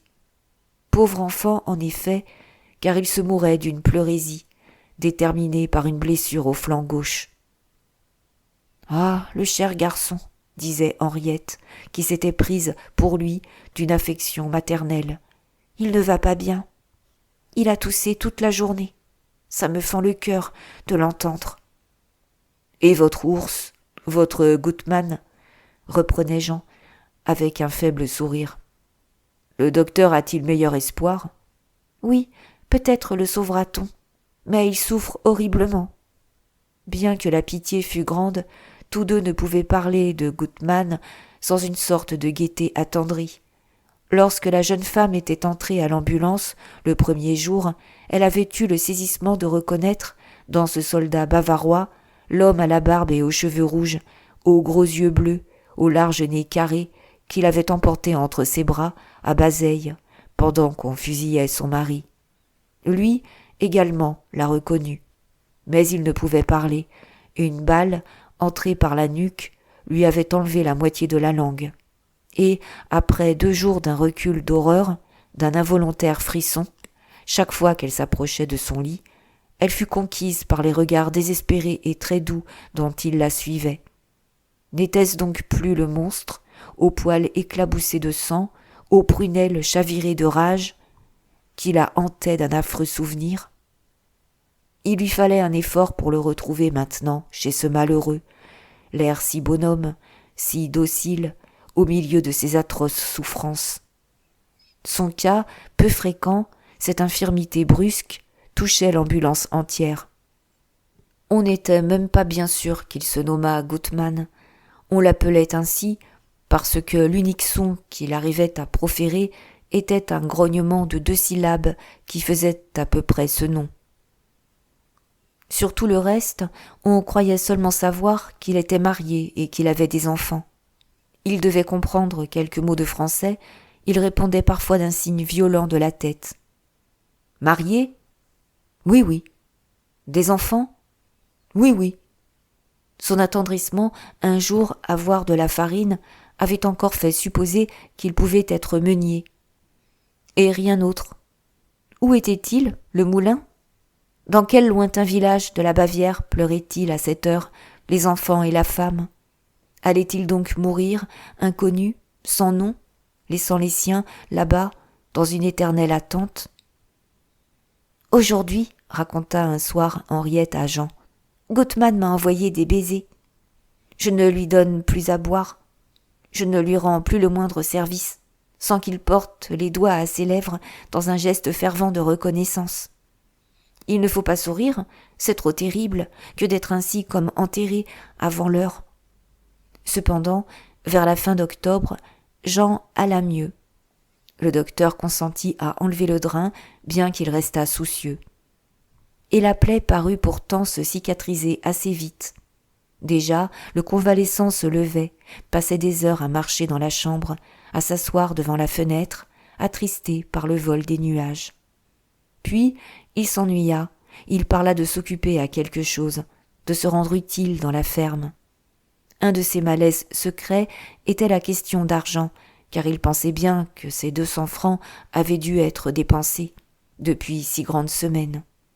Pour que le père Fouchard continuât à lui faire bonne mine, il fallait donc qu'Henriette payât. Cette pensée lui devenait pénible, il n'osait s'en expliquer avec elle, et il éprouva un véritable soulagement lorsqu'il fut convenu qu'on le donnerait comme un nouveau garçon chargé, avec Sylvine, des soins intérieurs, pendant que Prosper s'occupait de la culture au dehors. Malgré l'abomination des temps, un garçon de plus n'était pas de trop, chez le père Fouchard, dont les affaires prospéraient. Tandis que râlait le pays entier, saigné aux 4 membres, il avait trouvé le moyen d'élargir tellement son commerce de boucher ambulant qu'il abattait à cette heure le triple et le quadruple de bêtes. On racontait comment, dès le 31 août, il avait fait des marchés superbes avec les Prussiens. Lui qui, le 30, défendait sa porte contre les soldats du 7e corps, le fusil au poing, refusant de leur vendre une miche, leur criant que la maison était vide, s'était établi marchand de tout le 31, à l'apparition du premier soldat ennemi, avait déterré de ses caves des provisions extraordinaires, ramené des trous inconnus où il les avait cachés, de véritables troupeaux. Et, depuis ce jour, il était un des plus gros fournisseurs de viande des armées allemandes, étonnant d'adresse pour placer sa marchandise et se la faire payer entre 2 réquisitions. Les autres souffraient de l'exigence parfois brutale des vainqueurs. Lui n'avait pas encore fourni un boisseau de farine, un hectolitre de vin, un quartier de bœuf, sans trouver au bout du bel argent sonnant. On en causait bien dans Remilly. On trouvait cela vilain de la part d'un homme qui venait de perdre à la guerre son fils, dont il ne visitait point la tombe, que Sylvine seule entretenait. Mais, tout de même, On le respectait de s'enrichir quand les plus malins y laissaient leur peau. Et lui, goguenard, haussait les épaules, grognait avec sa carrure têtue. « Patriote, patriote, je le suis plus que tous. C'est donc être patriote que de foutre gratis aux Prussiens de la nourriture par-dessus la tête. Moi, je leur fais tout payer. On verra ça plus tard. » Jean, dès le second jour, resta trop longtemps debout, et les sourdes craintes du docteur se réalisèrent. La plaie s'était rouverte. Une inflammation considérable fit enfler la jambe. Il dut reprendre le lit. Dalichamp finit par soupçonner la présence d'une esquille que l'effort des 2 journées d'exercice avait achevé de détacher. Il la chercha, fut assez heureux pour l'extraire. Mais cela n'alla pas sans une secousse, une fièvre violente qui épuisèrent Jean de nouveau. Jamais encore il n'était tombé à un pareil état de faiblesse. Et Henriette reprit sa place de garde fidèle dans la chambre que l'hiver attristait et glaçait. On était au 1er jour de novembre. Le vent d'est avait apporté déjà une bourrasque de neige. Il faisait très froid, entre les 4 murs vides, sur le carreau nu. Comme il n'y avait pas de cheminée, ils se décidèrent à faire mettre un poêle dont le ronflement égaya un peu leur solitude. Les jours coulaient, monotones, et cette première semaine de la rechute fut certainement pour Jean et pour Henriette la plus mélancolique de leur longue intimité forcée. La souffrance ne cesserait donc pas. Toujours le danger allait-il renaître, sans qu'on pût espérer la fin de tant de misère. Leurs pensées volaient à chaque heure vers Maurice, dont ils n'avaient plus eu de nouvelles. On leur disait bien que d'autres recevaient des lettres, des billets minces apportés par des pigeons voyageurs. Sans doute, le coup de feu de quelque Allemand avait tué, au passage, dans le grand ciel libre, le pigeon qui portait leur joie et leur tendresse à eux. Tout semblait se reculer, s'éteindre et disparaître, au fond de l'hiver précoce. Les bruits de la guerre ne leur parvenaient qu'après des retards considérables. Les rares journaux que le docteur Dalichamp leur apportait encore dataient souvent d'1 semaine.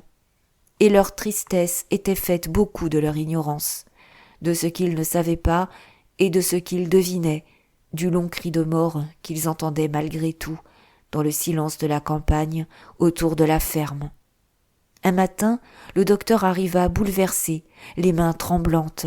Il tira un journal belge de sa poche, le jeta sur le lit, en s'écriant « Ah, mes amis, la France est morte! Bazaine vient de trahir !» Jean, adossé contre 2 oreillers, somnolent, se réveilla. « Comment de trahir ? Oui, il a livré Metz et l'armée.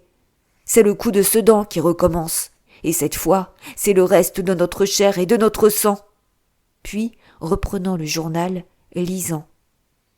150 000 prisonniers, 153 aigles et drapeaux, 541 canons de campagne, 76 mitrailleuses, 800 canons de forteresse, 300 000 fusils, 2000 voitures d'équipage militaire, du matériel pour 85 batteries.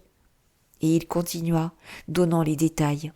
Le maréchal Bazaine, enfermé dans Metz avec l'armée, réduit à l'impuissance, ne faisant aucun effort pour rompre le cercle de fer qui l'enserrait. Ses rapports suivis avec le prince Frédéric Charles, ses troubles et hésitantes combinaisons politiques, son ambition de jouer un rôle décisif qu'il ne semblait pas avoir bien déterminé lui-même. Puis, toute la complication des pourparlers, des envois d'émissaires, louches et menteurs, à M. de Bismarck, au roi Guillaume, à l'impératrice régente, qui finalement devait refuser de traiter avec l'ennemi sur les bases d'une cession de territoire. Et la catastrophe inéluctable, le destin achevant son œuvre, la famine dans Metz, la capitulation forcée, les chefs et les soldats réduits à accepter les dures conditions des vainqueurs. La France n'avait plus d'armée. « Nom de Dieu !» jura sourdement Jean, qui ne comprenait pas tout, mais pour qui, jusque-là, Bazaine était resté le grand capitaine, l'unique sauveur possible. « Alors quoi ? Qu'est-ce qu'on va faire ? Qu'est-ce qu'ils deviennent à Paris ? Le docteur, justement, passait aux nouvelles de Paris qui étaient désastreuses. Il fit remarquer que le journal portait la date du 5 novembre. La reddition de Metz était du 27 octobre, et la nouvelle n'en avait été connue à Paris que le 30. Après les échecs subis déjà à Chevilly, à Bagneux, à la Malmaison, après le combat et la perte du Bourget, cette nouvelle avait éclaté en coup de foudre au milieu de la population désespérée, irritée de la faiblesse et de l'impuissance du gouvernement de la défense nationale. Aussi, le lendemain, le 31 octobre, toute une insurrection avait-elle grondé, une foule immense s'étouffant sur la place de l'hôtel de ville, envahissant les salles, retenant prisonniers les membres du gouvernement que la garde nationale avait enfin délivrés dans la crainte de voir triompher les révolutionnaires qui réclamaient la commune. Et le journal belge ajoutait les réflexions les plus insultantes pour le Grand Paris que la guerre civile déchirait au moment où l'ennemi était aux portes. N'était-ce pas la décomposition finale, la flaque de boue et de sang où allait s'effondrer un monde ? « C'est bien vrai, » murmura Jean tout pâle. « On ne se cogne pas. Quand les Prussiens sont là. » Henriette, qui n'avait rien dit encore, évitant d'ouvrir la bouche dans ces choses de la politique, ne put retenir un cri. Elle ne pensait qu'à son frère. « Mon Dieu, pourvu que Maurice, qui a mauvaise tête, ne se mêle pas à toutes ces histoires. » Il y eut un silence, et le docteur, ardent patriote, reprit. « N'importe. S'il n'y a plus de soldats, il en poussera d'autres. Metz s'est rendu. Paris lui-même peut se rendre. La France ne finira pas. Oui, comme disent nos paysans, le coffre est bon, et nous vivrons quand même. » Mais on voyait qu'il se forçait à l'espérance. Il parla de la nouvelle armée qui se formait sur la Loire, et dont les débuts, du côté d'Artenay, n'avaient pas été très heureux. Elle allait s'aguerrir, elle marcherait au secours de Paris. Il était surtout enfiévré par les proclamations de Gambetta, parti en ballon de Paris le 7 octobre, dès le surlendemain, installé à Tours, appelant tous les citoyens sous les armes, parlant un langage si mâle et si sage à la fois, que le pays entier se donnait à cette dictature de salut public.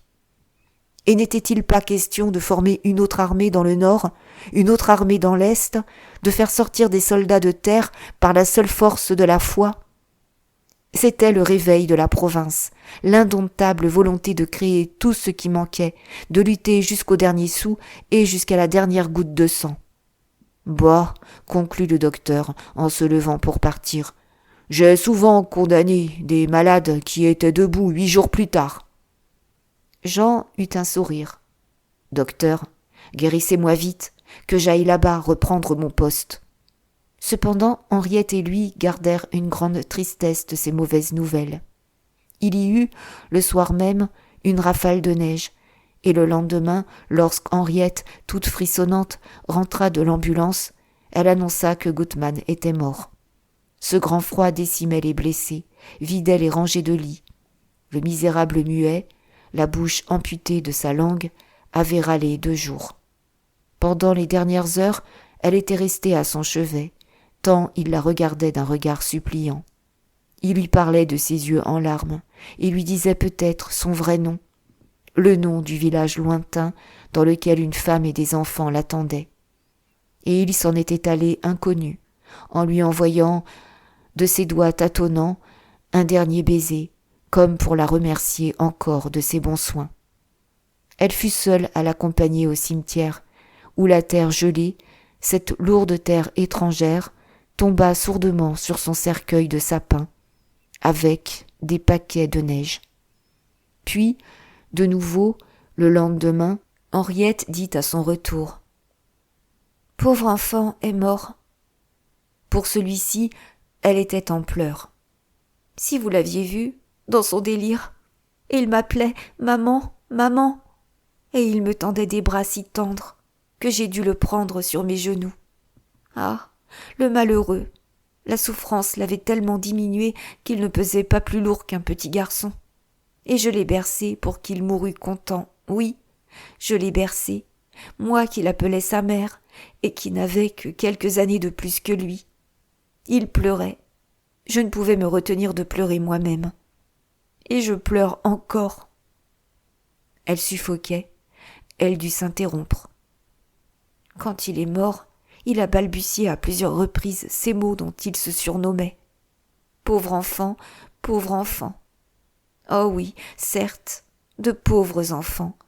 Tous ces braves garçons, quelques-uns si jeunes, dont votre abominable guerre emporte les membres et qu'elle fait tant souffrir, avant de les coucher dans la terre. » Chaque jour, maintenant, Henriette rentrait de la sorte, bouleversée par quelque agonie, et cette souffrance des autres les rapprochait encore, pendant les tristes heures qu'ils vivaient si seuls au fond de la grande chambre paisible.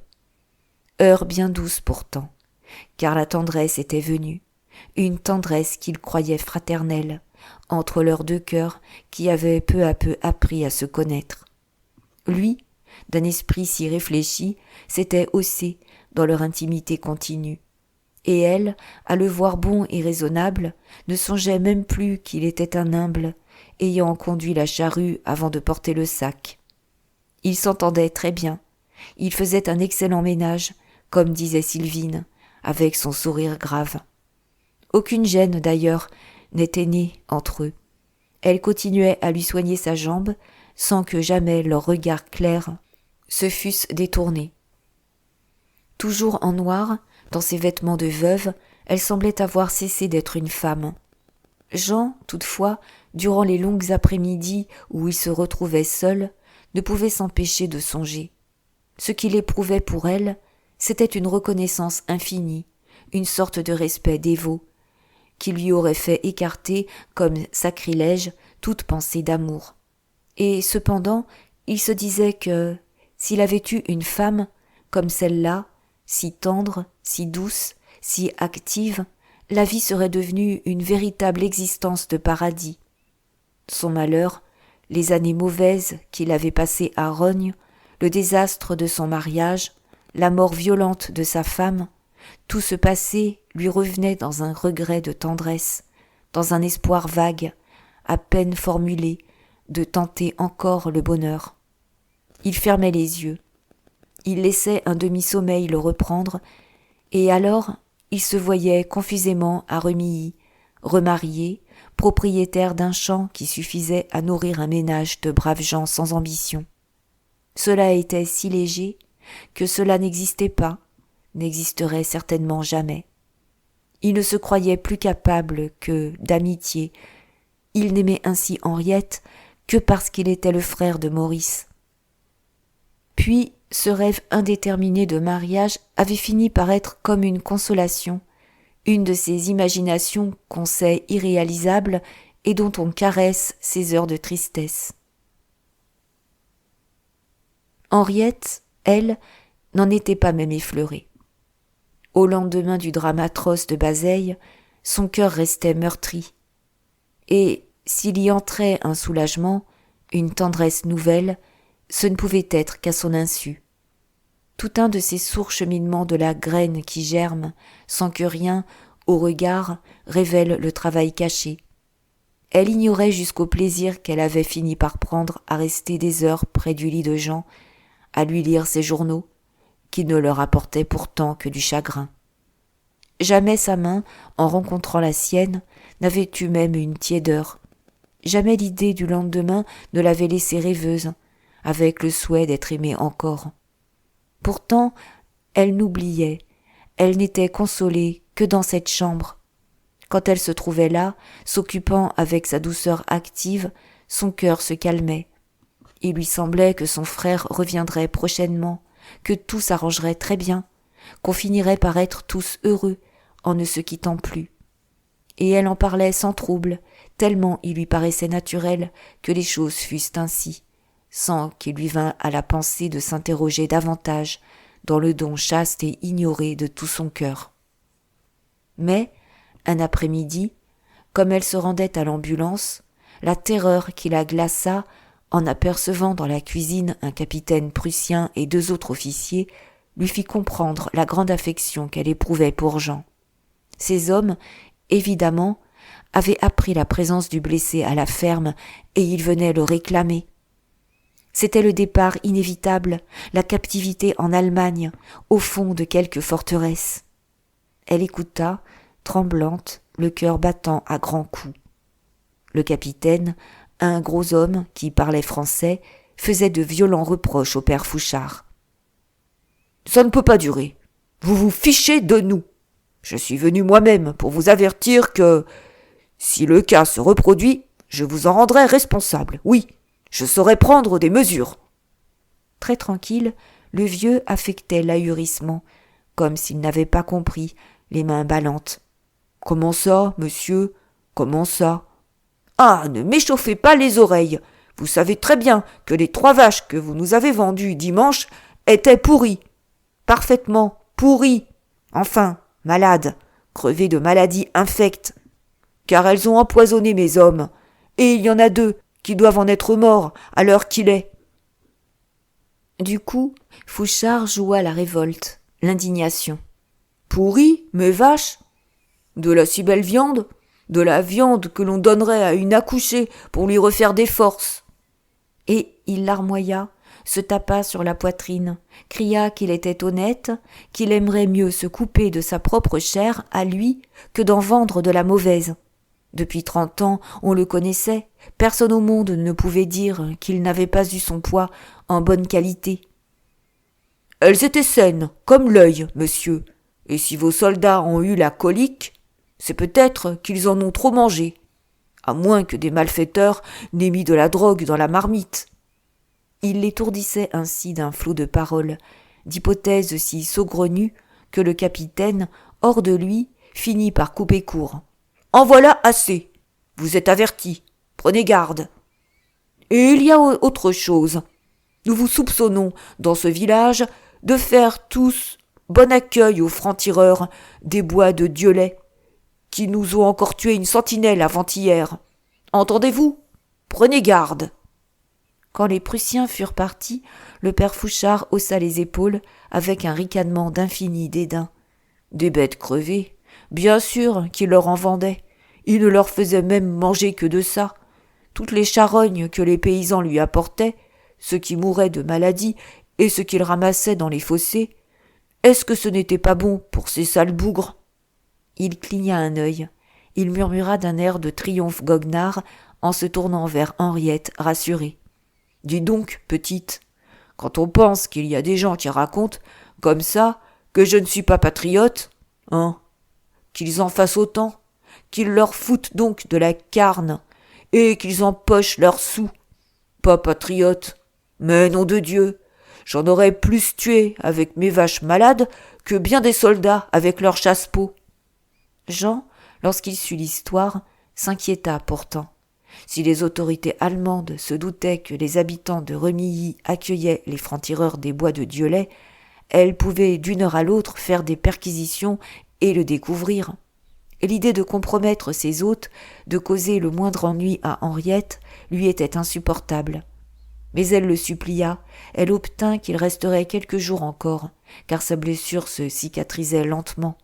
Il n'avait pas les jambes assez solides pour rejoindre un des régiments en campagne, dans le Nord ou sur la Loire. Et ce furent alors, jusqu'au milieu de décembre, les journées les plus frissonnantes, les plus navrées de leur solitude. Le froid était devenu si intense que le poêle n'arrivait pas à chauffer la grande pièce nue. Quand il regardait par la fenêtre la neige épaisse qui couvrait le sol, il songeait à Maurice, enseveli, là-bas, dans ce Paris glacé et mort, dont il n'avait aucune nouvelle certaine. Toujours les mêmes questions revenaient. Que faisait-il ? Pourquoi ne donnait-il aucun signe de vie ? Il n'osait se dire leurs affreuses craintes. Une blessure, une maladie, la mort peut-être. Les quelques renseignements vagues qui continuaient à leur parvenir par les journaux n'étaient point faits pour les rassurer. Après de prétendues sorties heureuses, démenties sans cesse, le bruit avait couru d'une grande victoire remportée le 2 décembre à Champigny par le général Ducrot. Mais ils surent ensuite que, dès le lendemain, abandonnant les positions conquises, ils s'étaient vus forcés de repasser la Marne. C'était, à chaque heure, Paris étranglé d'un lien plus étroit, la famine commençante, la réquisition des pommes de terre après celle des bêtes à cornes, le gaz refusé aux particuliers, bientôt les rues noires, sillonnées par le vol rouge des obus. Et tous deux ne se chauffaient plus, ne mangeaient plus, sans être hantés par l'image de Maurice et de ces 2 millions de vivants, enfermés dans cette tombe géante. De toutes parts, d'ailleurs, du nord comme du centre, les nouvelles s'aggravaient.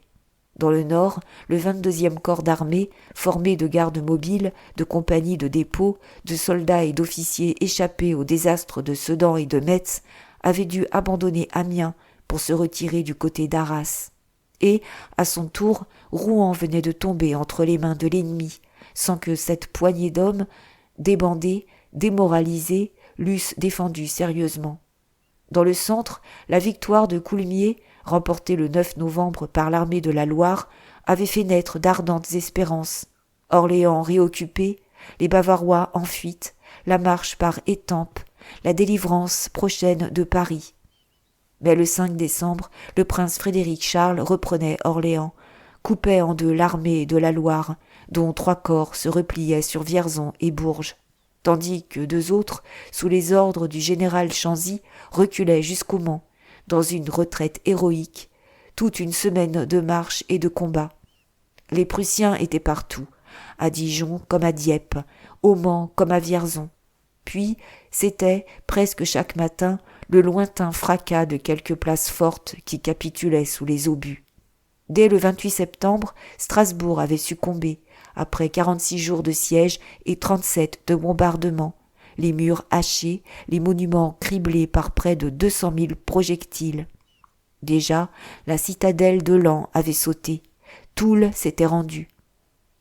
Et venait ensuite le défilé sombre, Soissons avec ses 128 canons, Verdun qui en comptait 136. Neuf-Brisach, 100, La Fère, 70, Montmédy, 65. Thionville était en flammes. Phalsbourg n'ouvrait ses portes que dans sa 12e semaine de furieuse résistance. Il semblait que la France entière brûlât, s'effondra, au milieu de l'enragée canonnade.